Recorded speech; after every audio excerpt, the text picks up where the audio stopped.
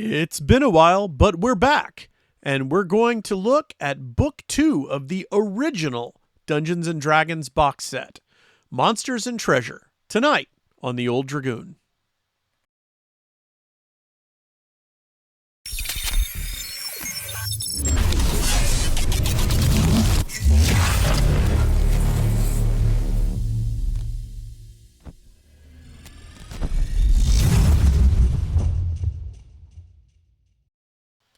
So, as with the first book in the original D&D set, the PDF that we're going to be looking at is the one that's legally available now. So the cover is going to be different than this cover, which is closer to the original. I'd also like to point you to a website that has been really useful to me. It's called the Acheum, and it has listings of all the old D&D products and every bit of information they could scrape from all sorts of sources, from people who still own them, from authors like John Peterson, and you can look up the different versions of D&D to identify the books that you have in your hand, or so that you know what to look for if you want to go out and buy a specific printing or specific edition of a D&D book. I highly recommend checking this website out. And let's get on with taking a look at the original Book 2, Monsters and Treasure, as presented in the current form. All right, here we are with the reproduction cover. But the contents should be almost exact. Now, what I mean by almost is there are going to be a couple changes. For one, we're going to see the Wizards of the Coast logo at the bottom. And also, unlike the original printing, we are going to see terms like treant versus ent because of the Tolkien estate lawsuit that meant that Dungeons & Dragons had to stop using words like hobbit and ent. So basic little table of contents, not sure why it's called an index up front. But we end up with what would look pretty familiar to anybody playing through, I guess, 2nd edition or so, which is the summary of all the monsters in a nice column layout. Now, I don't know that I've seen one of these in recent D&D. Ever since, say, the Monstrous Compendium of 2nd edition, we've wanted more information from our monsters, so we don't see them quite as boiled down as this unless it's in a module. But here we are. And you'll note that the number appearing was just as large for some of these creatures as we remember it from 1st edition AD&D and sometimes basic D&D, with things like goblins or soldiers or other creatures like that appearing in the literal hundreds, possibly. And that also takes us back to one of the conceits of original D&D that's changed a lot in the last few years, and that is not everything you run into is going to be level appropriate as far as a challenge. Your characters had to know when to hold them and know when to fold them back then. If you ran into a couple of hundred orcs, probably at an encampment of some sort, or maybe on the march on the way to war, you had to make a decision as to how exactly you were going to deal with these orcs, if you were going to deal with them at all. So, if we take a look here, we see that movement is still expressed in inches. As we covered in the chainmail video, everything back here was still very much oriented towards tabletop combat. And while there is a conversion for inches, 2 feet, or yards, we get inches. And so they're assuming you are going to use miniatures, which is interesting because when you talk to a lot of the old school players who were actually there in the 70s, miniatures weren't always used. And sometimes when they were, it was only to establish marching order. But we were talking about looking at the game as written rather than necessarily as played. One of the things I like to play with that we covered in the last book was the weapons versus armor tables and using 2d6 to hit instead of a d20. That was the base assumption of D&D in the books, even if people didn't really play that way. So here's the rest of the monster reference table. There you will see the reference to treants, and we'll get into where we actually start seeing monster descriptions. Obviously, this being the first monster book for D&D, there's not going to be like a super consistent format. They kind of stick to, okay, here's the information we're going to give you and we'll give it to you in this order. But you'll notice like the entries under men, bandits, what percent chance you've got that they're going to be carrying what kind of equipment and perhaps what class they are. And you'll only see this with creatures that are capable of having class or creatures that are capable of coming in different flavors. But here we also see that monsters are not always assumed to be exactly the same version of the monster. So with the bandits, we see how they break down into more experienced bandits, moderately experienced bandits, and then the bulk of the bandits. In this group of 183 that they use in the example, there's going to be an 8th or 9th level bandit as the leader. That's going to be a serious challenge to a group of lower level characters. Again, you got to decide whether you're going to engage or not. Like right now, my brain is going straight to, hey, Warduke, look. So taking a look further down, we get berserkers, brigands, dervishes, all sorts of different kinds of human.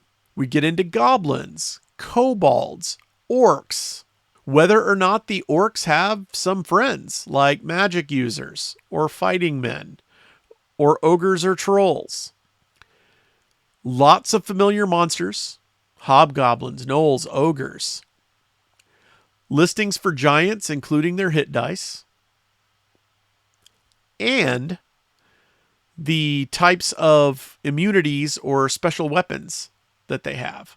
Take a look at the stone giant. It can throw as a heavy catapult. Once again, we're using war game descriptions for what the monsters can do. Start getting into undead for the first time. Taking a look, we can see that ghoul paralysis goes all the way back to 0th edition.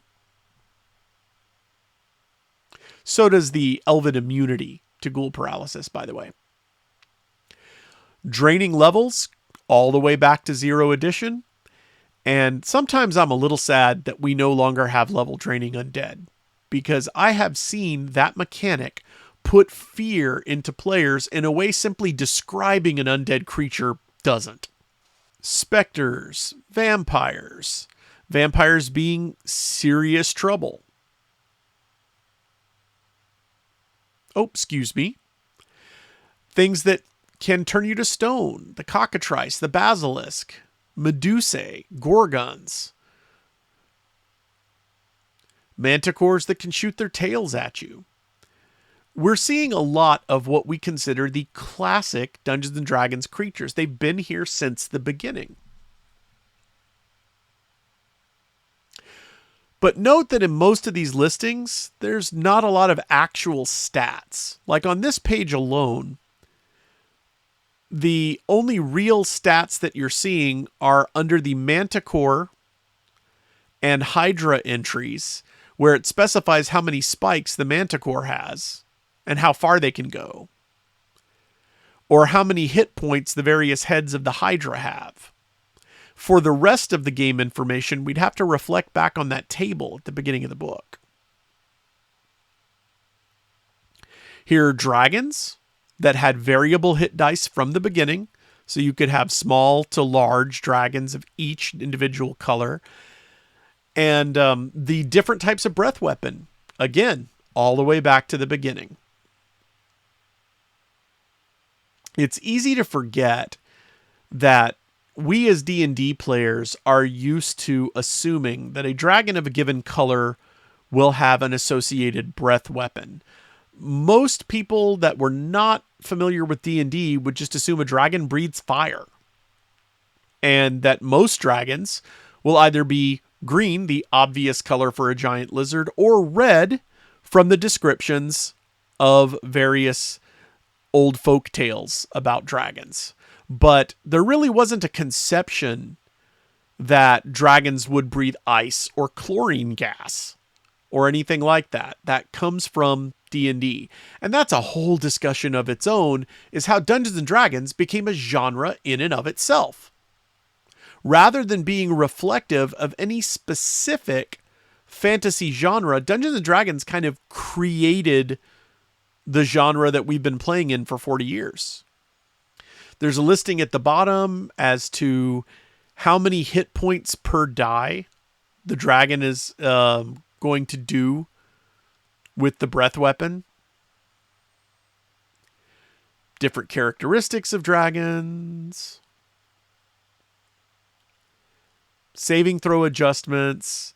And the good old rule for subduing dragons. We sort of abused this one when we first started playing D&D back in the 80s. We managed to subdue ourselves a black dragon. And after a couple of game sessions of us completely abusing the privilege of having a dragon under our thrall, the game master did some pretty rat bastard stuff to us to make sure that we did not keep the dragon.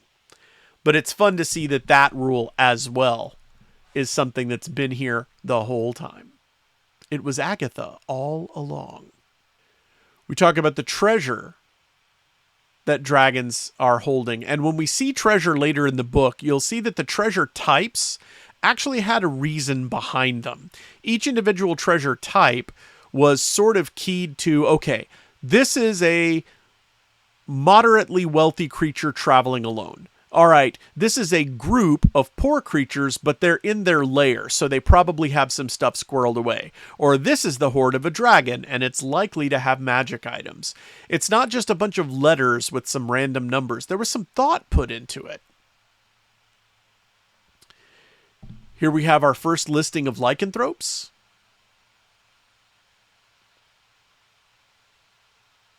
And some various other monsters. Oh, I've been eaten by a purple worm. Pixies, dryads, gnomes, dwarves and elves.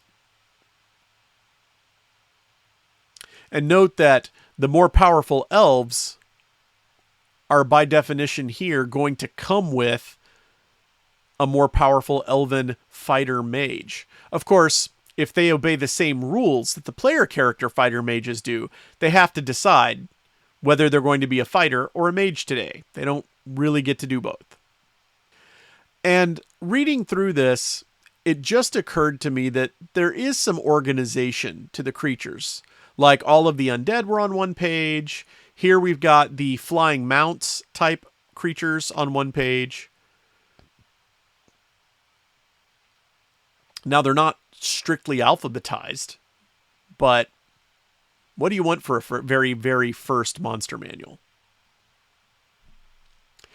Elementals tend to put the fear into characters in Zero Edition as well. Take a look at the number of hit dice that the elementals are rocking. A conjured elemental, 16 hit dice.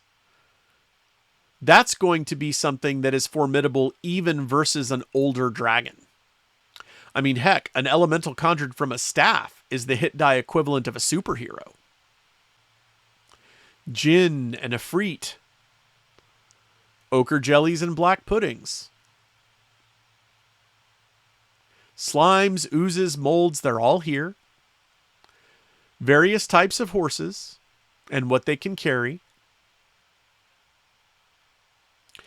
And that's interesting to me in that there was a lot of assumption that the adventure began at the door of the dungeon in some of the older versions of D&D. In fact, the later basic set and the revised Menser basic set kind of sort of made that assumption, and you really didn't get the rules for wilderness travel until the expert books that went with those two starter boxes.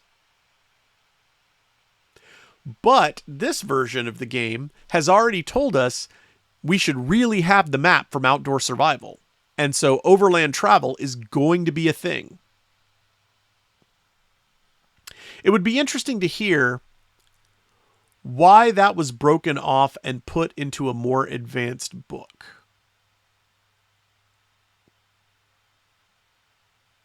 Ah, the early artwork. And now we're getting into treasure types. This tells us what the percentage chance is of a given type of treasure showing up, and if it does show up, how much of it.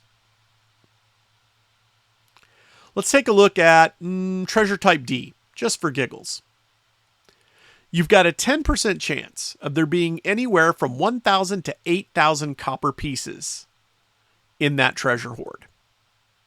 A 15% chance of anywhere from 1 to 12,000 silver pieces. And a 60% chance of 1 to 6,000 gold pieces.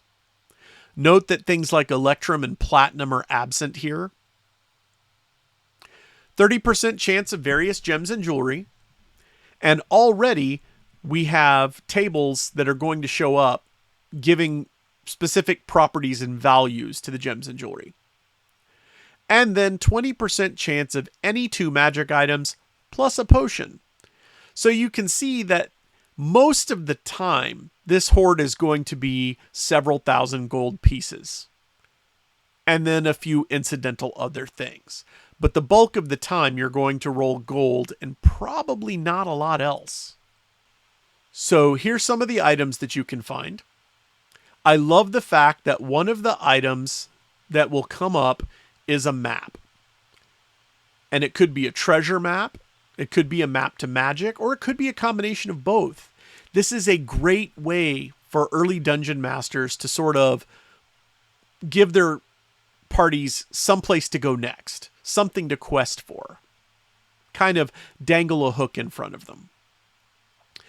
We also see that from the beginning, the sword is the chief type of magic weapon.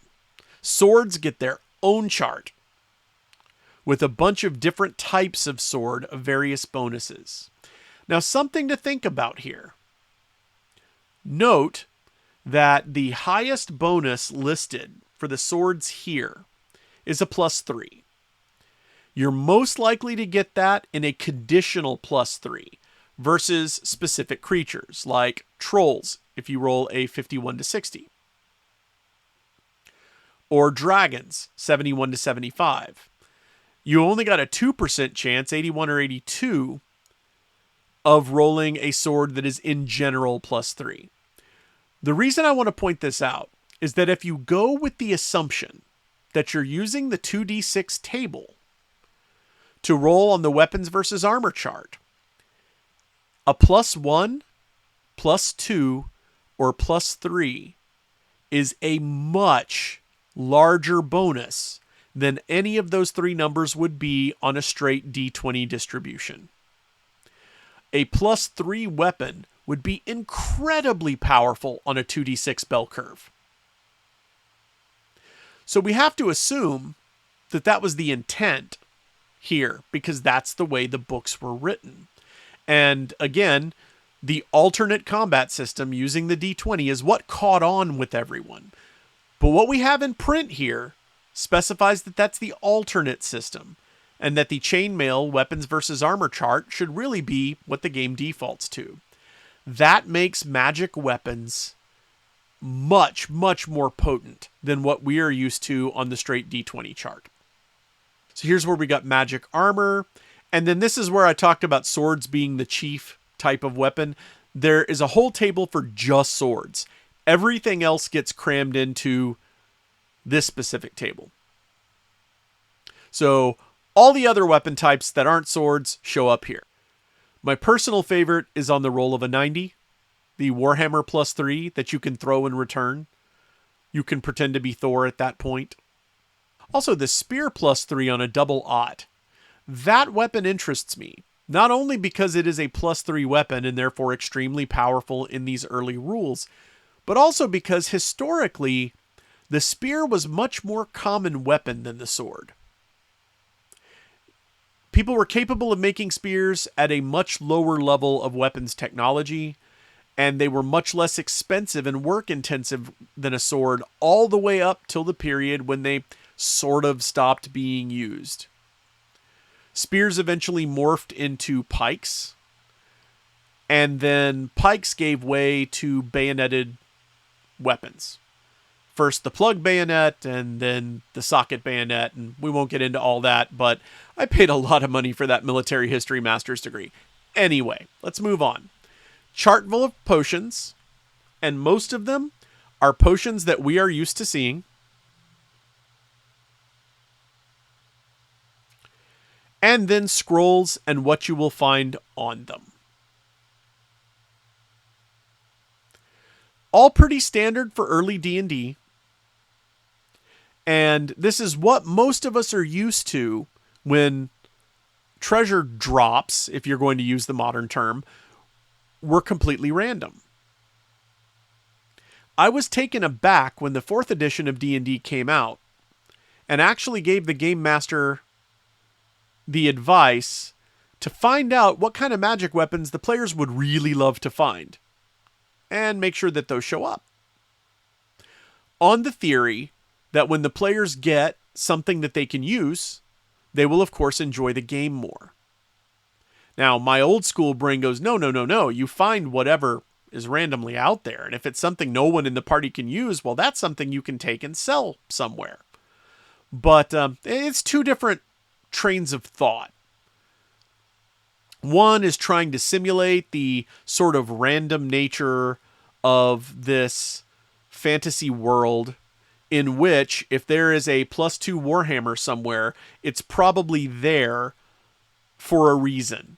You know, the ancient cleric that carried it was slain on this spot, or slain by a creature that drugged the hammer back here. And if your party finds it, nobody necessarily wants to wield a hammer, or can't, then it's an artifact that you can either keep or go and try to sell to someone for a lot of gold. You don't actually make the connection assumption that, oh, well, whatever's in this treasure hoard should be something the players are going to love. I know I've planted things before, or actually had them questing for things that seem like mundane magic to modern players, like, say, Gauntlets of Ogre Strength.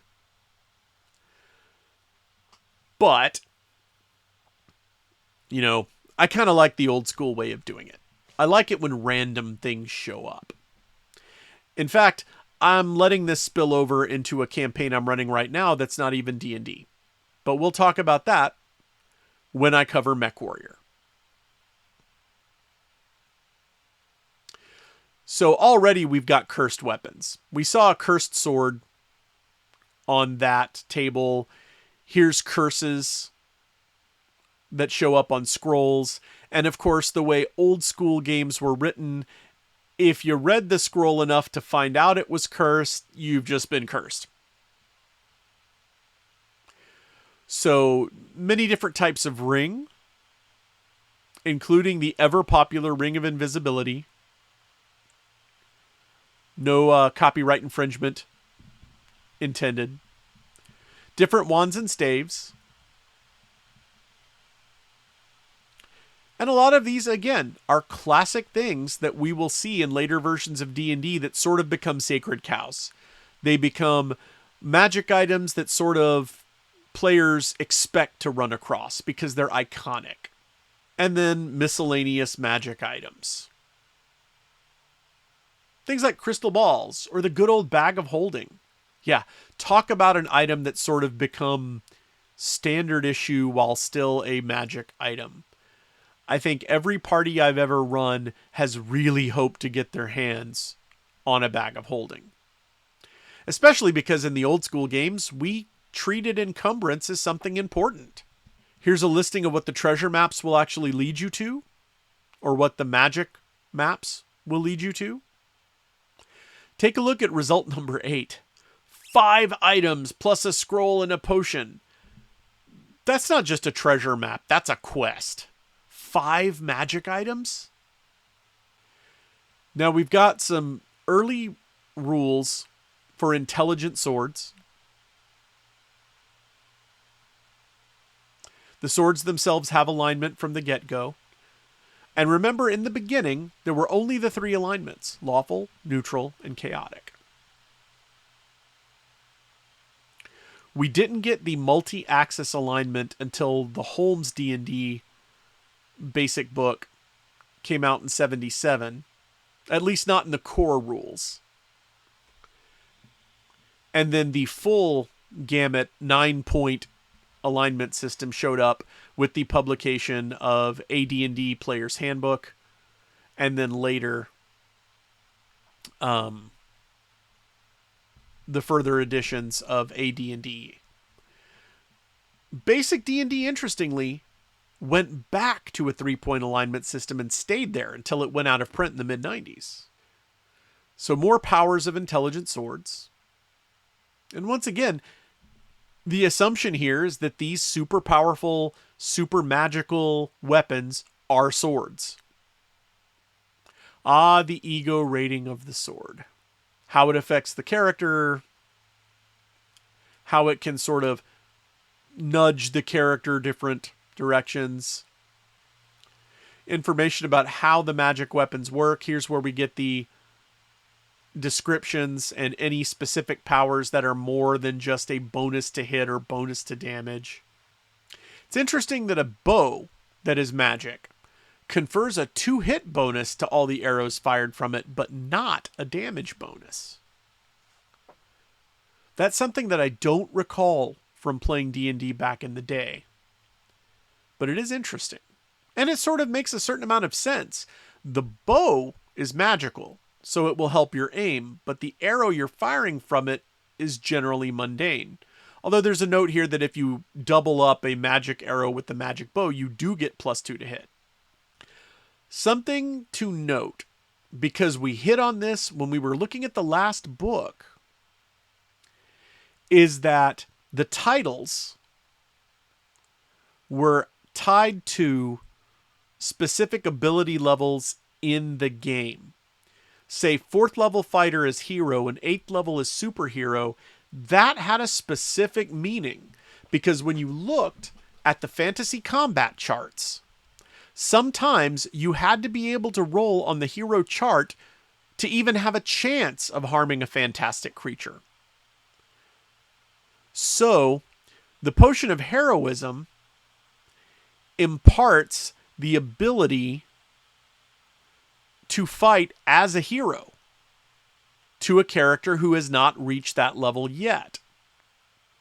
And then fighters that are already at hero level or greater will gain either 2 levels or a single level.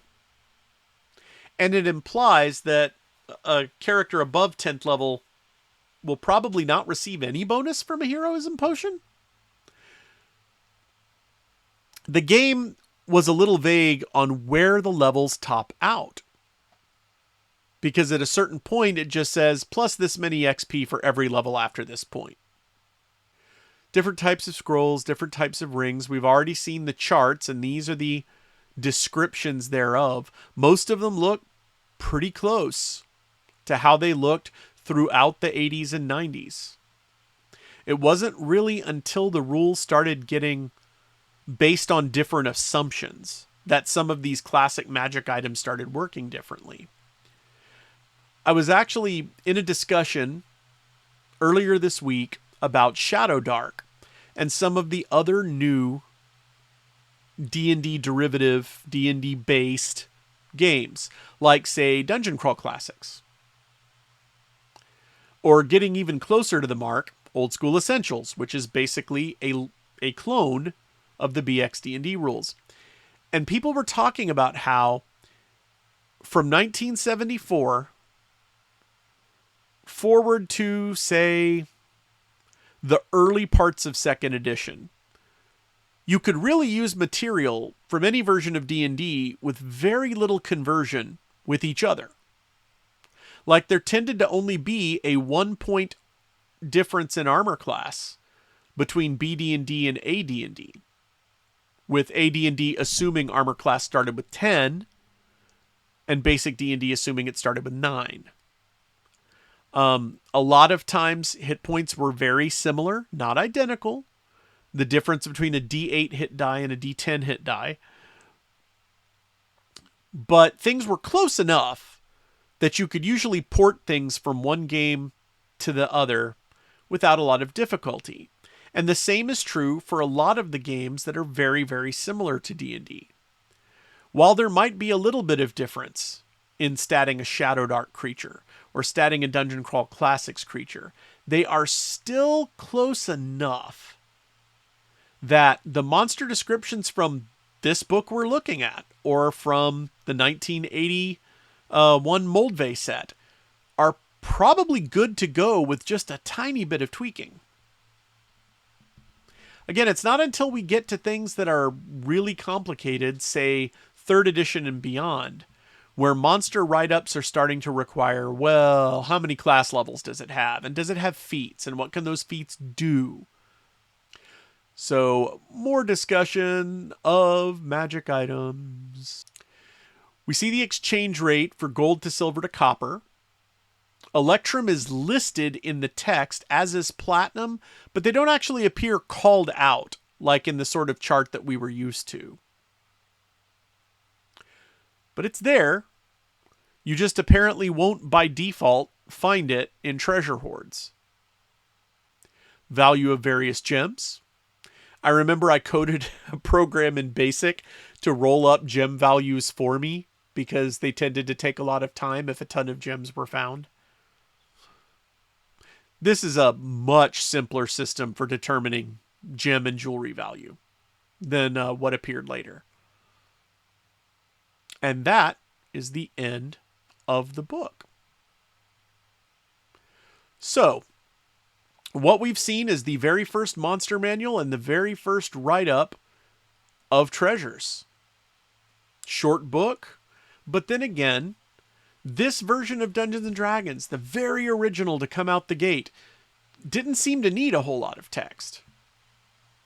The game was there. Even if it was difficult to glean exactly how to play it, if you didn't have someone in your group that could kind of walk you through.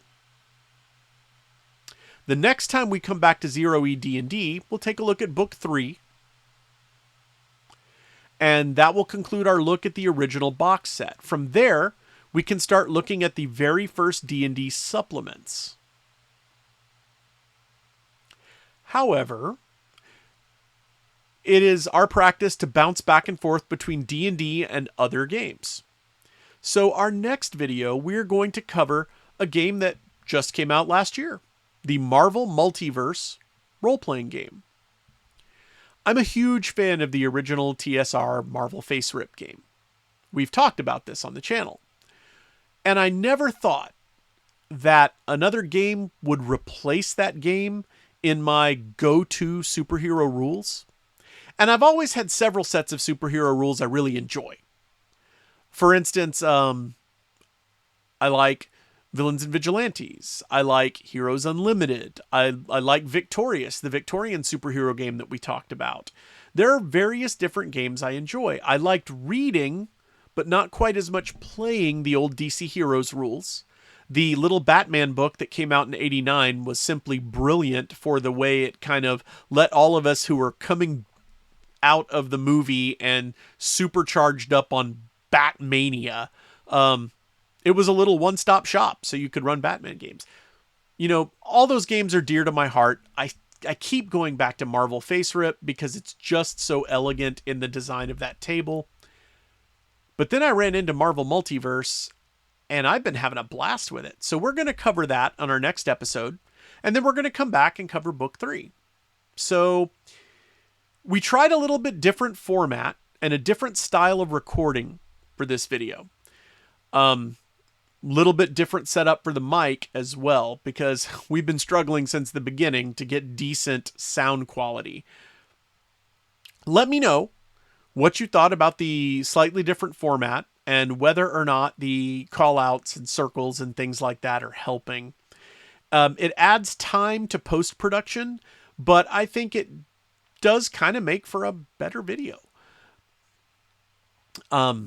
I apologize that we haven't gotten this one out before now, but life has been a little on the crazy side. We hope to see you soon.